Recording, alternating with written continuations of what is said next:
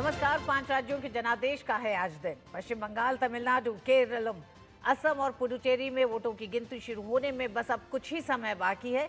8 बजे से वोटों की गिनती की शुरुआत होगी। पश्चिम बंगाल में चौथी बार बनेगी ममता बनर्जी की सरकार या बंगाल के राजनीतिक रंग में अब होगी भगवे रंग की बारी। मतगणना के लिए चुनाव आयोग ने जीरो टॉलरेंस की नीति अपनाई है। मतदान से लेकर मतगणना तक सुरक्षा और पारदर्शिता के साथ कोई समझौता नहीं होगा। चुनाव आयोग ने साफ निर्देश दिया है।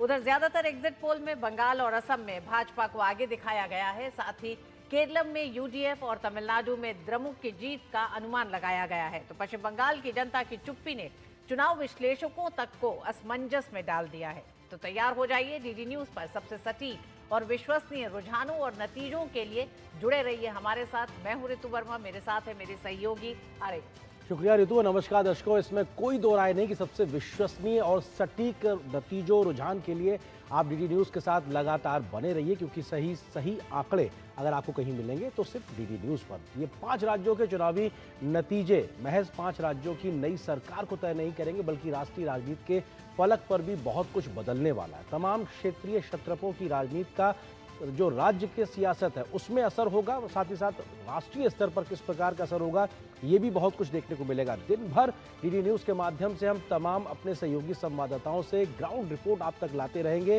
राजनीतिक विश्लेषकों से समझने की कोशिश करेंगे कि जो नतीजे और रुझान आएंगे उसके मायने क्या है। साथ ही साथ सभी राजनीतिक दलों के नुमाइंदे भी हमारे साथ होंगे जो बताएंगे कि उनके पक्ष में या विपक्ष में जो रुझान है उसकी वजह क्या है। तो फिर तैयार हो जाइए, डीडी न्यूज़ के साथ लगातार जुड़े रहिए आज के इस बड़े जनादेश के कवरेज की। शुरुआत करते हैं हेडलाइंस के साथ।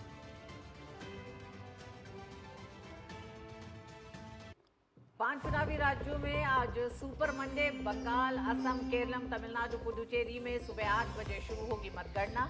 पोस्टल बैलेट से मिलेंगे शुरुआती संकेत।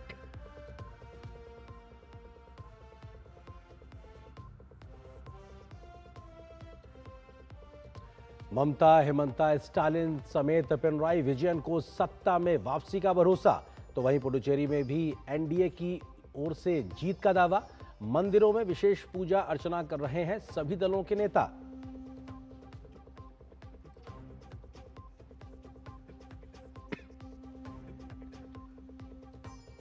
पश्चिम बंगाल काउंटिंग पर चुनाव आयोग अलर्ट। 3 लेयर सिक्योरिटी के बीच सीईओ की चेतावनी। सेंटर में कोई गड़बड़ हुई तो केंद्रीय बल की होगी जवाबदेही।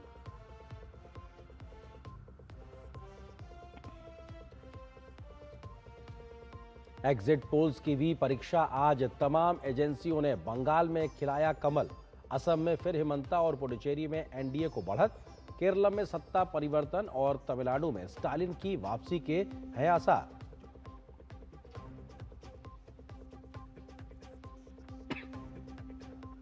और मतगणना की सटीक और विश्वसनीय जानकारी के लिए देखिए डीडी न्यूज। हर पल की खबर और अपडेट के साथ चप्पे चप्पे पर मौजूद हैं हमारे संवाददाता।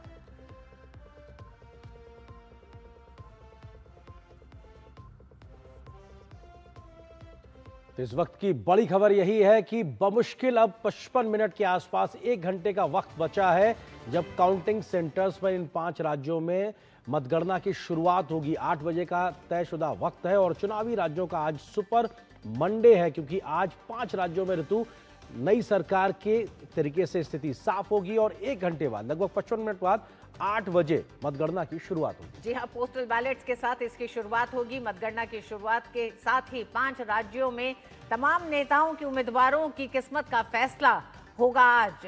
पोस्टल बैलेट्स के साथ ही काउंटिंग सेंटर के बाहर कड़ी सुरक्षा की गई है।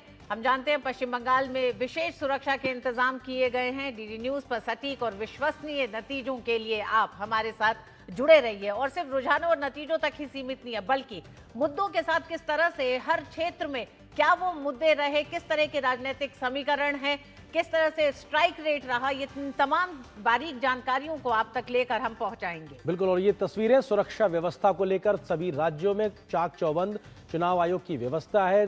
3 लेयर की सुरक्षा व्यवस्था, जो काउंटिंग सेंटर्स पे विभिन्न दलों के जो पोलिंग एजेंट्स हैं उनके लिए भी अलग से स्पेशल QR कोड वाले आइडेंटिटी कार्ड बनाए गए हैं, पहचान पत्र बनाए गए हैं। उनकी भी 3 जगह चेकिंग के बाद उन्हें काउंटिंग सेंटर्स में जाने की अनुमति है।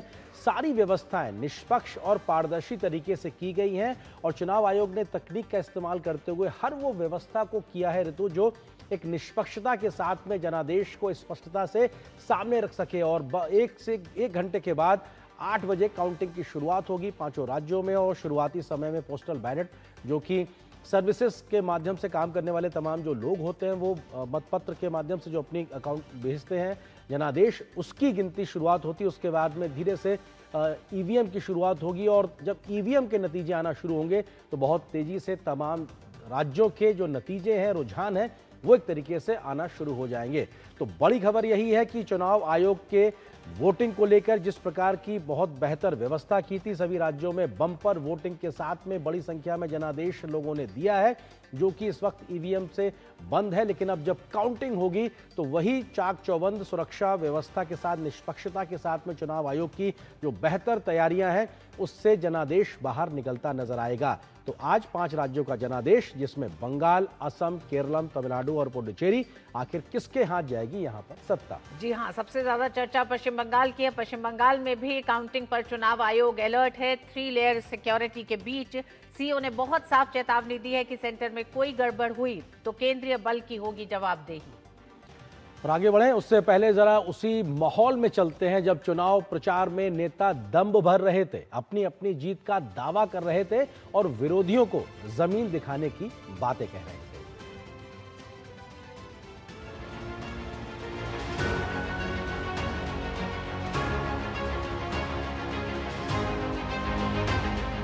झालमुरी मैंने खाई, लेकिन झाल टीएमसी को लगी है।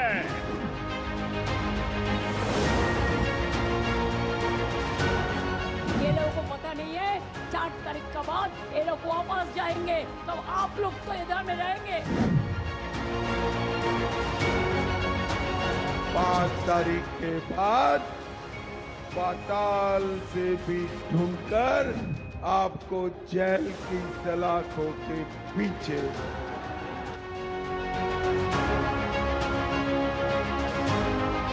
बंगाल में किसी को रोजगार चाहिए तो फिर कोई ना कोई रिश्तेदारी टीएमसी में होनी पड़ेगी, नहीं तो नहीं मिलने वाला।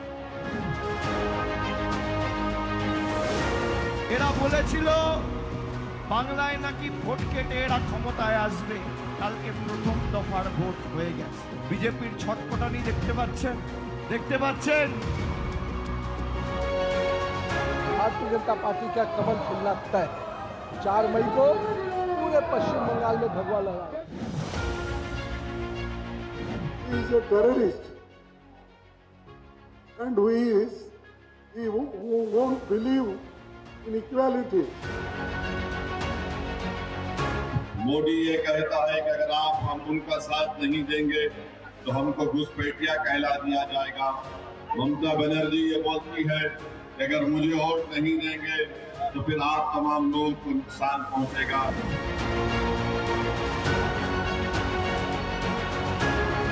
जितना बांग्लादेशी मुसलमान घुस गया ना, धक्का मार मार के ये लोगों को निकालूंगा, धक्का मार मार के ये लोगों को निकालूंगा।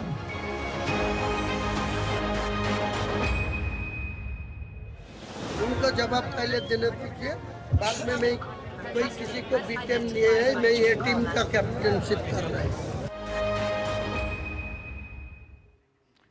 ये तो रहे नेताओं के बयान, लेकिन पश्चिम बंगाल से एक बड़ी खबर आ रही है। बंगाल में चुनाव आयोग की कड़ी नजर है। बंगाल में काउंटिंग पर बड़ी नजर चुनाव आयोग की है। मतगणना केंद्रों पर 3 लेयर सिक्योरिटी की गई है। सीईओ मनोज अग्रवाल की सख्त हिदायत है कि सेंटर में कोई भी घुसा तो केंद्रीय बल जिम्मेदार होंगे। काउंटिंग सेंटर में कोई भी चीज अंदर नहीं जाएगी। बंगाल में काउंटिंग सेंटर के पास धारा 163 लागू की गई है। संभावित हिंसा को देखते हुए अतिरिक्त सतर्कता, परिणाम के बाद वेबकास्टिंग फुटेज की जांच की जाएगी। तो ये तमाम हिदायतें दी गई हैं। निष्पक्ष और पारदर्शी सुरक्षित मतगणना, यानी मतदान से लेकर मतगणना तक चुनाव आयोग की सख्ती भी दिखाई दे रही है।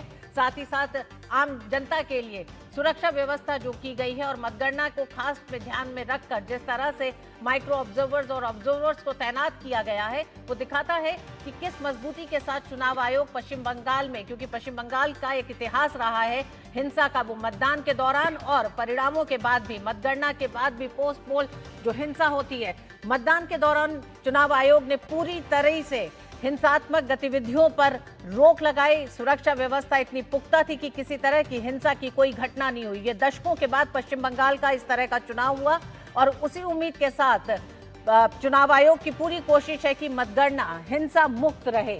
बिल्कुल, और इस वक्त पश्चिम बंगाल के भवानीपुर के काउंटिंग सेंटर से भी बड़ी खबर आ रही, क्योंकि उसके बाहर बवाल हुआ है। बीजेपी और टीएमसी के एजेंट्स के बीच में बहस हुई और ये बहस काउंटिंग शुरू होने से पहले ही पश्चिम बंगाल के भवानीपुर काउंटिंग सेंटर के बाहर बीजेपी और टीएमसी के पोलिंग एजेंट्स के बीच में बहस की खबर है। और ये इस बात को लेकर हुई है कि आई कार्ड पहनने और ना पहनने को लेकर इस बात की जानकारी फिलहाल आ रही है। और अपने आप में जो गर्माहट और तीखे राजनीतिक पूरे माहौल की बात की जाती है ऋतु, उसकी शुरुआत काउंटिंग से पहले भवानीपुर वो सीट है जो सबसे हॉट सीट है, जहां पे जो कलकत्ता का वो भवानीपुर सीट जहां से खुद मुख्यमंत्री और उनके खिलाफ शुवेंदु अधिकारी चुनावी मैदान में है और सबसे ज्यादा जिस पे नजरें हैं ऋतु, वो अपने आप में भवानीपुर की सीट है। और वहीं के काउंटिंग सेंटर के बाहर एक तरीके से बहस और बवाल की खबर है, जिसमें बीजेपी और टीएमसी के पोलिंग एजेंट्स के बीच में बहस हुई है। निश्चित तौर से तमाम सुरक्षा बल मौजूद हैं, तो ऐसे में भले ही बहस हुई है, लेकिन उसके बाद स्थिति को कंट्रोल करके आगे काउंटिंग की प्रक्रिया को बेहतर तरीके से आगे बढ़ाने के लिहाज से कोशिशें की गई हैं, लेकिन फिर भी माहौल सुबह सुबह गर्माहट भरा दिखाई पड़ रहा है ऋतु। जी हाँ, बिल्कुल। पश्चिम बंगाल से एक तरह से इस तरह की उम्मीद की जा रही है और ये सिर्फ भवानीपुर तक सीमित नहीं, कई ऐसे सेंटर्स पे इस तरह की गर्मा गर्मी हो सकती है। इसी को ध्यान में रखते हुए चुनाव आयोग ने कई पुख्ता इंतजाम किए हैं। भवानीपुर में काउंटिंग से पहले जिस तरह से बीजेपी और टीएमसी एजेंट के बीच बहस हुई, उसके बाद अब माहौल एक तरह से सामान्य है और अब से और थोड़ी देर में मुश्किल से 45 मिनट के बाद काउंटिंग की शुरुआत होगी। पोस्टल बैलेट्स के साथ इसकी शुरुआत होगी और पोस्टल बैलेट्स के बाद ईवीएम की बारी होगी। तो पश्चिम बंगाल में भी 293 सीटों का आज नतीजे और रुझानों के साथ ये साफ हो जाएगा कि ममता बनर्जी क्या चौथी बार एक बार फिर अपनी सत्ता बचा पाएंगी या फिर पश्चिम बंगाल में विचारधाराओं की इस धरती पर एक नया इतिहास रचने के लिए भारतीय जनता पार्टी तैयार होगी। बिल्कुल, अपने आप में 294 विधानसभा सीटों में से एक फलता विधानसभा सीट पर फिर से मतदान का फैसला चुनाव आयोग ने किया है। तो आज 293 सीटों पर काउंटिंग हो रही है और उसके आधार पर स्थिति पता लगेगी अब से लगभग 45 मिनट के बाद जब काउंटिंग शुरू होगी। लेकिन भवानीपुर के काउंटिंग सेंटर के बाहर ये गर्माहट, बीजेपी और टीएमसी के पोलिंग एजेंट के बीच की बहस, ये कोलकाता के उस राजनीतिक माहौल को एक तरीके से दिखाती है जो लगातार गर्म माहौल बना रहा। हालांकि बहुत बेहतर इंतजामात किए गए चुनाव आयोग के माध्यम से, इस वजह से लगभग नगण्य हिंसक घटनाओं की खबरें, झटपट हिंसक घटनाओं की खबरों के अलावा कोई ऐसी बड़ी घटना नहीं हुई जिसकी वजह से कहा जा सके कि इस बार 2026 का पश्चिम बंगाल का चुनाव हिंसक दागदार रहा। कम से कम उस तरह की स्थिति नहीं आई। लेकिन जिस तरह से अरेंद्र जो खबरें आ रही है, सीईओ कार्यालय के बाहर भी कुछ बवाल हुआ है।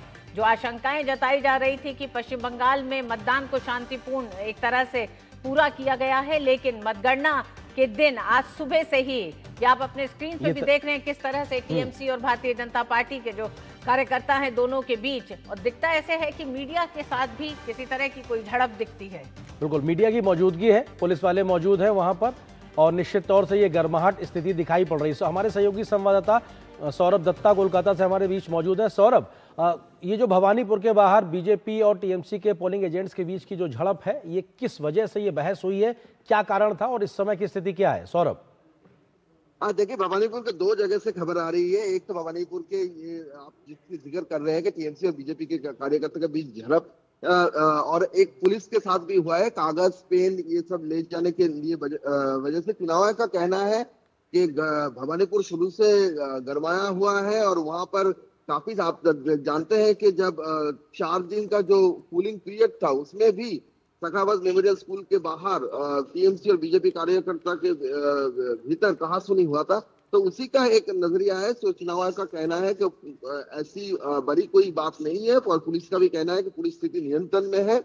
काउंटिंग और कुछ ही देर में शुरू होने वाला है और आपको बता दूं कि अभी जो है पूरे राज्य में 459 काउंटिंग सेंटर्स हैं। 459 काउंटिंग सेंटर्स में आज टोटल का ये जो 293 जो सीट है उसकी काउंटिंग होगा और इसमें ईवीएम वोटों की गिनती के लिए 4800 टेबल निर्धारित किए गए हैं।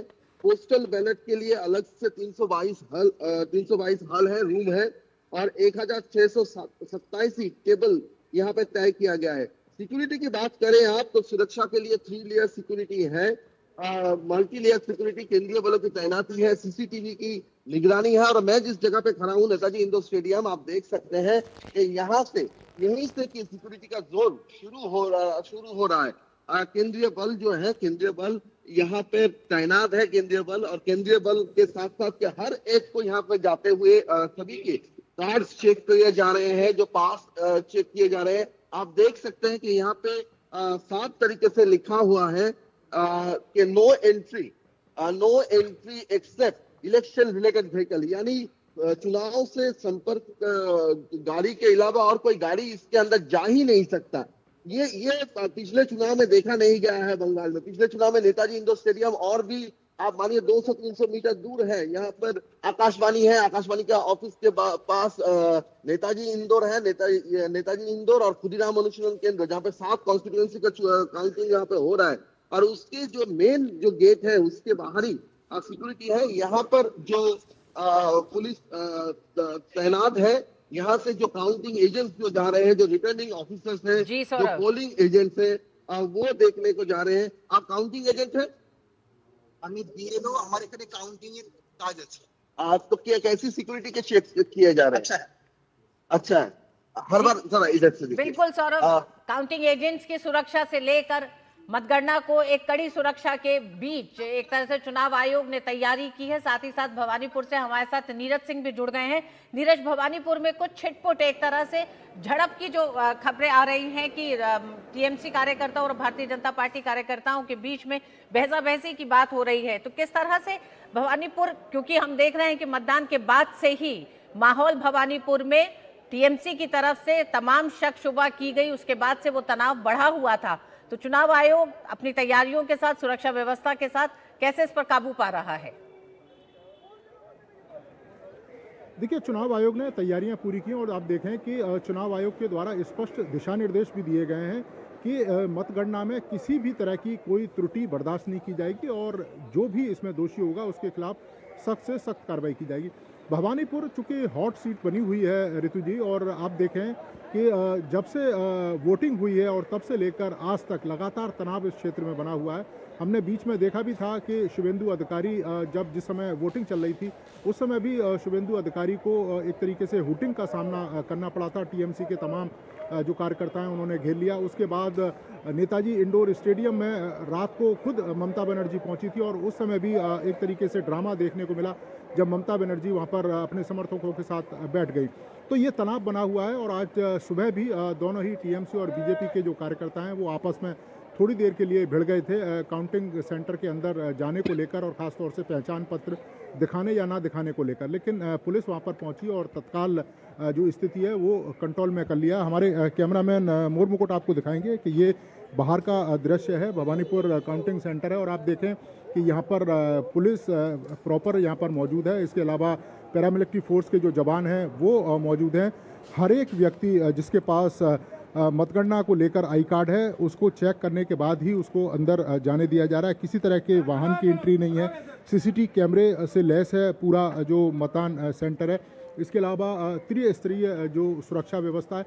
तो चुनाव आयोग के द्वारा मुकम्मल जो इंतजाम है वो किए गए। कुछ देर के बाद ही जो रुझान है वो आने शुरू हो जाएंगे 8 बजे जब मतगणना शुरू होगी। लेकिन हाँ, हम इतना ज़रूर कह सकते हैं कि चुनाव आयोग ने वोटिंग से लेकर और काउंटिंग तक बेहतरीन इंतजाम किए हैं, क्योंकि ऐसा पहले कभी नहीं देखा गया कि पश्चिम बंगाल में जो हिंसा है खासतौर से चुनावों के समय वो पूरे परवान पर चढ़ी रहती थी। लेकिन इस बार बहुत ज़्यादा जो घटना है वो सामने नहीं आई। छोट-मोट जरूर कहीं ना कहीं तनाव की जो स्थिति है वो सामने आई। बिल्कुल नीरज, अभूतपूर्व तैयारियों के साथ चुनाव आयोग ने पश्चिम बंगाल के 2026 के चुनावों को संपन्न कराया है, मतदान को संपन्न कराया है। मतगणना का दिन है, मतगणना के दिन भी तमाम पुख्ता इंतजाम किए गए हैं, चाहे वो ऑब्जर्वर्स, माइक्रो ऑब्जर्वर्स की तैनाती हो, सुरक्षा व्यवस्था हो, 3 टियर सुरक्षा व्यवस्था की गई है। तो मतदान केंद्रों, खासकर ये स्ट्रांग रूम्स के बाहर जिस तरह की तैयारी की है चुनाव आयोग ने, वो बताता है कि पारदर्शी और सुरक्षित चुनावों को संपन्न कराने की जिम्मेदारी चुनाव आयोग ने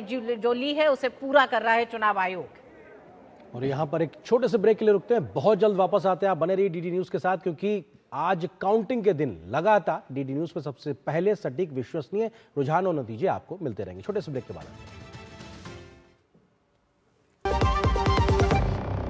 खिसते, तोड़ते, कुटते, गिरते, नानी दादी का नाम याद आता है। हमको तो एक ही नाम याद आता है, एनडीए शाही पनीर मसाला। पनीर हो गया, मस्त बना डाला। एनडीए का असली शाही पनीर मसाला, वो असली मसाले सच सच एनडीए। हर सपना किसी मजबूत नींव पर खड़ा होता है। हर पुल, हर इमारत, हर सफर भारत की प्रगति की डोर है। Steel authority of India limited, जहां विज्ञान सपनों को आकाश देता है, वहां भी है सेल। सेल देश की सुरक्षा का अटूट कवच। जहां स्वास्थ्य और देखभाल की बात हो, वहां भी है सेल। हर घर, हर सपना, हर विजय देश के कण कण में छुपा है। सेल का भरोसा हर किसी की जिंदगी से जुड़ा हुआ है। सेल। मास्टर जी नमस्ते, 2 ड्रेसेस बनानी है, ठीक है? ऐसा कुछ, एक में पॉप स्लीव्स रखना है डोरी के साथ, और दूसरी में ना सलवार पे मस्त साइड प्लीट्स कर देना। शर्ट को एकदम शॉर्ट लेंथ रखना क्रॉस प्रिंटेक्स के साथ, और दुपट्टे पे ना स्कैलप्स से मस्त ही फैंसी लेस कर देना। लेकिन मास्टर जी 4 दिन में पार्टी है, बन जाएगी ना पक्का? हो जाएगा। कैसे? Just looking like a wow. Fashion changes हमेशा, उषा हमेशा। और इस छोटे से ब्रेक के बाद जनादेश 2026 में आप सभी का स्वागत है, क्योंकि 5 राज्यों में काउंटिंग का दिन है और अब से कुछ देर बाद 8 बजे 5 राज्यों में वोटों की गिनती की शुरुआत होगी। इस वक्त की बड़ी खबर जो कि तमिलनाडु से है, वो चेन्नई में काउंटिंग सेंटर्स के बाहर भी भारी सुरक्षा बल तैनात किया गया है, क्योंकि वहां पर भी पूरे सुरक्षा के इंतजाम किए गए। निष्पक्षता को बनाए रखने के लिए चुनाव आयोग पूरी तरीके से सतर्क है। चेन्नई में काउंटिंग सेंटर्स के बाहर सुरक्षा पुख्ता है। मतगणना सेंटर्स के पास हाई अलर्ट घोषित किया गया है उस पूरे इलाके को, और वहां पर वीएनएस की धारा 163 भी लागू है अपने आप में, ताकि कोई अराजकता ना होने पाए। हर गाड़ी की वहां पर चेकिंग हो रही है। जो तयशुदा व्हीकल्स हैं उनको ही आगे एंट्री दी जा रही है। सुरक्षा के कड़े इंतजाम किए गए हैं। जो पोलिंग एजेंट्स बनाए गए हैं तमाम विभिन्न राजनीतिक दलों के, उनके भी आई कार्ड्स बनाए गए हैं। उसकी भी सुरक्षा व्यवस्था ऐसे की गई है ताकि उसमें कोई सेंधमारी ना करने पाए। तो अपने आप में तमिलनाडु की 234 विधानसभा सीटों पर आज जनादेश निकलेगा ऋतु। तो ये देखना दिलचस्प होगा कि क्या वहां की सत्ता में इस बार फिर से डीएमके वापसी करती है, या फिर एआईएडीएमके वापसी अपनी करेगी सत्ता में आकर, या फिर नेता से अभिनेता बने विजय वहां पर कोई एक नया मोर्चा बनाते हुए दिखाई पड़ेंगे। देखना दिलचस्प होगा कि आखिर तमिलनाडु का रुझान जनादेश किस ओर जाता है। लेकिन उससे पहले सुरक्षा के तमाम पुख्ता इंतजाम। और चेन्नई में मुख्यमंत्री स्टालिन के घर के बाहर भी कड़ी सुरक्षा व्यवस्था कर दी गई है, और अपने आप में ये निश्चित तौर से ये तमाम प्रोटोकॉल भी होता है। मतगणना से पहले चेन्नई में अलर्ट घोषित किया गया है ताकि किसी प्रकार की अराजकता ना होने पाए, कोई ऐसी अप्रिय घटना ना होने पाए। और मुख्यमंत्री स्टालिन के घर के बाहर भी सुरक्षा व्यवस्था कड़ी कर दी गई है। तो निश्चित तौर से 234 सीटों वाले राज्य तमिलनाडु में किस प्रकार से जनादेश निकलेगा, शुरुआती रुझान आएंगे, ये देखना दिलचस्प होगा। और तमिलनाडु की सियासत भी इस बार एक ऐसे मुहाने पे है जहां पर राज्य की आगे की दिशा किस ओर होगी, राष्ट्रीय राजनीति पे इस राज्य की सियासत का असर क्या होगा, ये देखना भी दिलचस्प होगा। जी हाँ अरेंद्र, जबकि हम अगर एग्जिट पोल की बात करें तो एग्जिट पोल ने जिस तरह से अपने अनुमान जताए हैं, तो एक बार फिर डीएमके को सत्ता में वापसी की तरफ इशारा करते एग्जिट पोल के वो रुझान, वो अनुमान दिखाई देते हैं। लेकिन देखना होगा कि तमिलनाडु में भी क्या टीवी के विजय की एक नई एक तरह से परिभाषा करने जा रहे हैं तमिलनाडु की राजनीति में, या फिर तमिलनाडु की राजनीति में जिस तरह से एग्जिट पोल के रुझान दिखाई दिए हैं, अनुमान दिखाई दिए हैं, उसी पर दिखेगा। निशांत राय हमारे साथ जुड़ गए हैं। निशांत, तमिलनाडु में भी, चेन्नई में भी तैयारियां चुनाव आयोग की एक तरह से निष्पक्ष और पारदर्शी सुरक्षित मतगणना कराने के लिए किए गए हैं। चाहेंगे अपडेट क्या है इस समय? देखिए, मैं आपको सबसे पहले तस्वीर ही दिखाना चाहूँगा कि किस तरीके की तैयारी फिलहाल मतगणना केंद्र के बाहर है। क्वींस मैरी कॉलेज के बाहर हम मौजूद हैं और कैमरा पर्सन से कहना चाहूँगा कि ये देखिए जाने का रास्ता है अंदर और किस तरीके से वाहनों को एक एक करके चेक करके अंदर भेजा जा रहा है। यहाँ तक कि जो प्रशासनिक वाहन है उनकी भी चेकिंग की जा रही है। बड़ी संख्या में बाहर पुलिस बल भी तैनात किया गया है ताकि किसी भी प्रकार की अनहोनी ना हो। चुनाव आयोग की ये पूरी तैयारी नजर आ रही है। और क्वींस मैरी कॉलेज की बात करें तो यहाँ पर 5 विधानसभाओं की काउंटिंग होनी है, जिसमें चेपक है, चेपक यानी कि उदयनिधि स्टालिन जो कि डिप्टी सीएम है और डीएमके के बड़े नेता हैं, उनकी विधानसभा सीट है। इसके अलावा हार्बर की बात की जाए, डॉक्टर कृष्णानगर की बात की जाए, त्रिवेंद्रम की बात की जाए या रोयापुरम की बात की जाए, यहाँ पर जो है ये 5 विधानसभाओं की काउंटिंग होनी है। और HR&C मिनिस्टर जो है वो शेखर बाबू, वो हार्बर सीट से लड़ रहे हैं, यानी कि 2 मंत्रियों की, डीएमके सरकार के 2 मंत्रियों की ये सीट है। यहाँ पर काउंटिंग होनी है, 2 VIP सीट्स हैं, जिसको लेकर प्रशासन की ओर से पूरी तैयारी की गई। और ये कहा जा सकता है कि जिस तरीके से चुनाव आयोग ने वो मतदान कराया था, उसी तरीके से मतगणना की भी तैयारी है। यानी कि चुनाव आयोग, हमने देखा था कि इस बार तमिलनाडु में रिकॉर्ड मतदान हुआ था और 1992 के बाद ये कहा जा सकता है कि बड़ी संख्या में मतदान हुआ था। और अब चूंकि मतगणना है तो इसके लिए भी चुनाव आयोग पूरी तरीके से कमर कस के तैयार है। और आप देख सकते हैं किस तरीके से सुरक्षा समेत तमाम बंदोबस्त किए गए हैं। निशांत, तमिलनाडु में तमाम सियासी दल और जो खेमे हैं वो अपने अपनी जीत के लगातार दावे कर रहे हैं, लेकिन आज काउंटिंग के दिन क्या जो राजनीतिक दल है उनकी ओर से अभी शुरुआती रिएक्शंस आए हैं? क्या जो तमाम नेता हैं अभी अपने घरों में हैं या फिर पार्टी कार्यालयों में भी पहुंचने का सिलसिला आगे बढ़ा है? उसका अपडेट क्या है, हलचल क्या है उसको लेकर?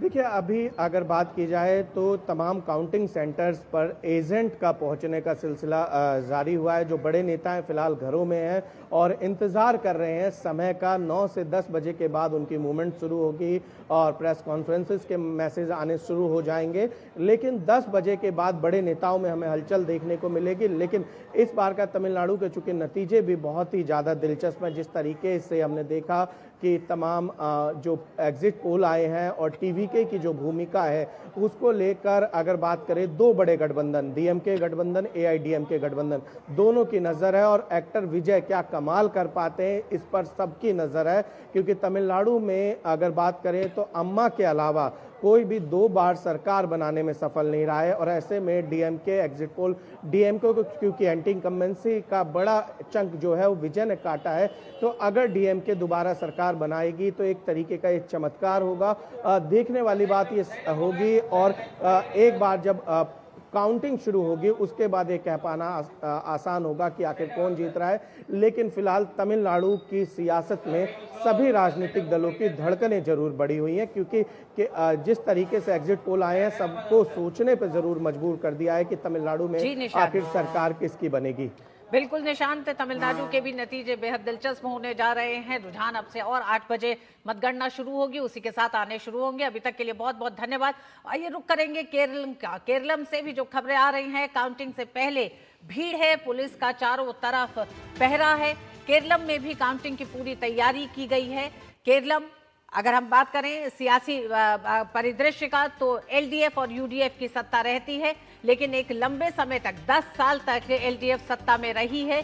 10 साल के बाद एंटी इनकम्बेंसी के साथ क्या LDF एक बार फिर केरलम की सत्ता में वापसी करेगी या UDF इस बार अपना परचम लहराएगी? इन दोनों मुद्दों पर तो है ही तीसरा कोण, जो सबसे महत्वपूर्ण कोण होने जा रहा है। भारतीय जनता पार्टी पिछले कुछ समय में अपने कार्यकर्ताओं के साथ, अपने वोट शेयर के साथ, भारतीय जनता पार्टी ने अपनी सियासी जमीन को केरलम में बड़ा किया है। किस तरह से केरलम में भारतीय जनता पार्टी को केरलम की जनता तीसरे विकल्प के तौर पर चुनती है? केरलम के जनादेश में भारतीय जनता पार्टी की राजनीति का कितना असर 2026 के चुनाव में दिखाई देगा? देखना दिलचस्प होगा। केरल में भी काउंटिंग सेंटर्स पर सुरक्षा व्यवस्था पुख्ता की गई है, पुलिस का चारों तरफ पहरा है। और ये तो हम लोग लगातार बात करते रहे केरलम को लेकर, और लेफ्ट के आखिरी गढ़ के तौर पर है। लगातार हम इस बात की चर्चा करते रहे, और अपने आप में ये बेहद महत्वपूर्ण है कि क्या किला वो बचेगा लेफ्ट का आखिरी किले के तौर पर, या फिर यहाँ पर कांग्रेस के यूडीएफ की वापसी होगी, या बीजेपी का एनडीए गठबंधन अपने आप को विस्तार देता नजर आएगा। लेकिन लगातार जो है कहीं ना कहीं कोशिश इस बात को लेकर चुनाव के समय देखने को मिलती रही है कि ए टीम और बी टीम कौन किसका है, इसको लेकर बताने की बात हुई है। तो केरलम को लेकर लगातार ये स्थिति बनी रही है, जहां पे इस बात को लेकर सियासत होती रही कि आखिर इस बार केरलम में क्या स्थिति होगी। 140 विधानसभा सीटों वाला ये राज्य बेहद महत्वपूर्ण, क्योंकि यहाँ पर तमाम चीज़ों को लेकर विस्तार से बात होती रही। हमारी सहयोगी सुरेखा इस वक्त हमारे साथ में मौजूद है। सुरेखा, तमिलनाडु की सियासत पर हमारे साथ में डीएमके पार्टी के कार्यालय के बाहर से मौजूद है। सुरेखा, क्या हलचल इस वक्त अभी नजर आ रही है, क्योंकि दावे तो अभी तक लगातार किए जाते रहे, लेकिन आज काउंटिंग का दिन है। सभी दल अपने अपने एजेंट्स की ट्रेनिंग को भी लेकर और उनके द्वारा जो निगरानी व्यवस्था है उस पर भी बड़ा फोकस रहा है। सुरेखा।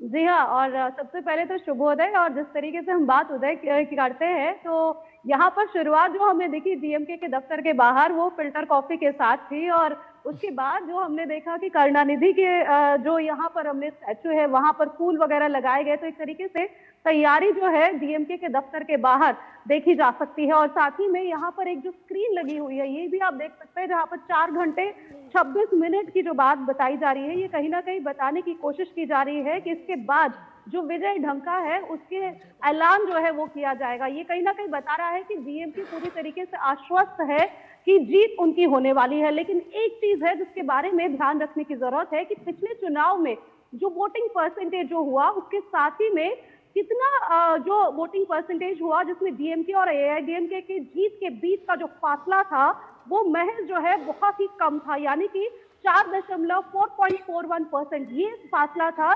लेकिन ज्यादा सीटें जो थी, वो सीटों में जो तब्दील हुई वो बहुत ज्यादा डिफरेंस अंतर दिखा रहा था। और जाहिर तौर पर जब विपक्ष की बात करते हैं तो यही अंतर है जिसको लेकर खेलने की कोशिश जो है विपक्षी पार्टियां भी करना चाहेंगी। ये अभी तक वहां पर हमें देखने को मिला है। लेकिन के पलानीस्वामी को लेकर अगर हम देखें तो उनकी मेहनत कितना रंग लाती है, इसके लिए हमें थोड़ा और इंतजार करना होगा, क्योंकि करीब 8 बजे से जो मतगणना है वो शुरू हो जाएगी। लेकिन के पलानीस्वामी के अलावा अगर हम देखें तो एआईएडीएमके की तरफ से डीएमके की तरफ से एमके स्टालिन जो कि मुख्यमंत्री हैं, उन्हें भी चुनावी मैदान में उतारा गया है।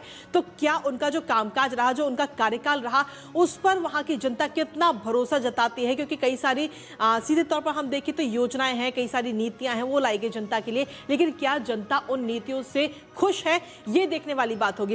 लेकिन इसके साथ ही एक और नया फैक्टर इस बार नजर आया है, वो है टीवी के सी जोसेफ विजय, जो कि इस बार पहली बार चुनावी मैदान में है। अभिनेता से नेता नगरी में वो अपना प्रवेश कर रहे हैं, लेकिन इस बार क्या उनकी किस्मत क्या रंग दिखाती है राजनीति के तौर पर? क्योंकि अभिनेता तो वो अच्छे बन गए, लेकिन क्या राजनीति में भी वही किस्मत उनकी नजर आएगी, ये देखने वाली बात होगी। तो ऐसे में टीवीके को लेकर भी हर किसी की नजर है। इसके साथ ही पिनराई विजयन की अगर हम बात करें तो सीपीआई-एम से वो इस बार चुनावी मैदान में है, और उनको लेकर कहीं ना कहीं उन्होंने कई सारे वादे, चुनावी वादे किए, कई सारी घोषणाएं की है। लेकिन क्या वहां की जनता पिनराई विजयन पर पूरा भरोसा जता पाती है? क्योंकि 8 बजे से जब मतगणना शुरू होगी, रुझान आने शुरू होंगे, और अगले 2 से 3 घंटे बाद में कहीं ना कहीं नतीजे भी आने शुरू हो जाएंगे। इसके साथ ही अगर हम कांग्रेस की बात करें तो वीडी सतीशन को चुनावी मैदान में कांग्रेस की तरफ से उतारा गया है, और कांग्रेस ने भी कई सारे जो वादे हैं, जो घोषणाएं हैं वो तो की है, लेकिन क्या वहां की जनता कांग्रेस पर या वीडी सतीशन पर भरोसा जता पाती है, ये वाकई देखने वाली बात होगी। और जब रुझान आने शुरू होंगे तब ये बात निकलकर कहीं ना कहीं सामने आएगी। पुडुचेरी की अगर हम बात करें तो मात्र 30 सीटें हैं पुडुचेरी में, और वहां पर सत्ता के लिए चाहिए 16 सीटें। ऐसे में एन रंगासामी AINRC से चुनावी मैदान में है, और वो इस बार कितना फतेह कर पाते हैं ये देखने वाली बात होगी, क्योंकि घोषणाएं तो कई सारी की गई है। तो ये थे प्रमुख चेहरे, लेकिन प्रमुख चेहरे के अलावा आखिर कौन कौन सी कांटे की टक्कर है इस बार, वो भी एक बार नजर हम उस पर भी डाल लेते हैं कि आखिर किन किन जो इस बार उम्मीदवार हैं, किस किस उम्मीदवार में कांटे की टक्कर है। इस बार हम आपको दिखा रहे हैं पश्चिम बंगाल में, जो कि सीधे तौर पर 293 सीटें, क्योंकि एक सीट की अगर हम बात करें तो एक सीट पर नतीजे बाद में आएंगे, लेकिन जो कांटे की टक्कर है वो है भवानीपुर में, क्योंकि शुभेंदु अधिकारी एक तरफ चुनावी मैदान में है भारतीय जनता पार्टी की तरफ से, और दूसरी तरफ ममता बनर्जी चुनावी मैदान में अपनी ताल ठोकती हुई नजर आ रही है। हालांकि भवानीपुर की जब हम बात करते हैं तो इस सीट को सीधे तौर पर हम ये कह सकते हैं कि इसे टीएमसी का गढ़, ममता बनर्जी का गढ़ इसे कहा जाता है, लेकिन इस बार शुभेंदु अधिकारी कहीं ना कहीं इसमें सेंध लगाने की कोशिश करती हुई नजर आ रही है। तो ये तो बात रही पश्चिम बंगाल की। पश्चिम बंगाल के बाद अब बात करते हैं हम असम की। असम की अगर हम बात करें तो हेमंत बिस्व शर्मा और कांग्रेस की तरफ से गौरव गोगोई इस बार चुनावी मैदान में है। आमने सामने की कड़ी टक्कर इस बार इन दोनों में देखने को मिल रही है। ऐसे में देखना यह होगा कि हेमंत बिस्व शर्मा का जो कार्यकाल पिछले 5 साल का रहा है उस पर जनता भरोसा जताती है या फिर गौरव गोगोई को मौका देती हुई नजर आती है। असम के बाद में अब बात कर लेते हैं केरलम की। केरलम की जब हम बात करते हैं तो यहाँ पर पिनराई विजयन और वीडी सतीशन आमने सामने, सीपीआईएम और इसके साथ ही कांग्रेस की तरफ से। तो ऐसे में किसकी मेहनत कितना रंग लाती है ये अब से कुछ देर बाद हमें धीरे धीरे सामने आने लगेगा, क्योंकि केरलम में 140 सीटें हैं और 140 में से बहुमत का आंकड़ा, जो जादुई आंकड़ा है, वो किसके खाते में जाता है, इस पर हर किसी की नजर बनी हुई है। तमिलनाडु की बात करते हैं। तमिलनाडु में भी कांटे की टक्कर इस बार देखने को मिल रही है, क्योंकि के पलानीस्वामी की तरफ से और इसके साथ ही एमके स्टालिन जो कि मुख्यमंत्री भी हैं। तो एमके स्टालिन की अगर हम बात करें तो ऐसे में उनकी जो योजनाएं हैं, जो उनका कार्यकाल रहा है, उससे वहां की जनता कितना खुश है और कितनी नाखुश है ये अब से कुछ ही देर में साफ हो जाएगा। लेकिन इसके साथ ही एक और केंद्र शासित प्रदेश पुडुचेरी, जहां पर कुल 30 सीटें हैं और इस यहाँ की अगर हम बात करें तो एन रंगासामी और आर शिव जो कि इस बार आमने सामने है। AINRC की तरफ से एन रंगासामी और डीएमके की तरफ से आर शिव जो इस बार आमने सामने की टक्कर देते हुए नजर आ रहे हैं। लेकिन किसके वादे पर जनता कितना भरोसा जताती है अब से कुछ ही देर में हम सभी के सामने होगा, क्योंकि 8 बजे से जब मतगणना शुरू होगी तो मतगणना के बाद में ये जरूर, जब रुझान आने शुरू हो जाएंगे, रुझान के बाद में सीधे तौर पर जब नतीजे आएंगे तो ये आज साफ हो जाएगा कि आखिर जनता ने किसकी मेहनत पर कितना रंग लगाया है। और इसी के साथ चलिए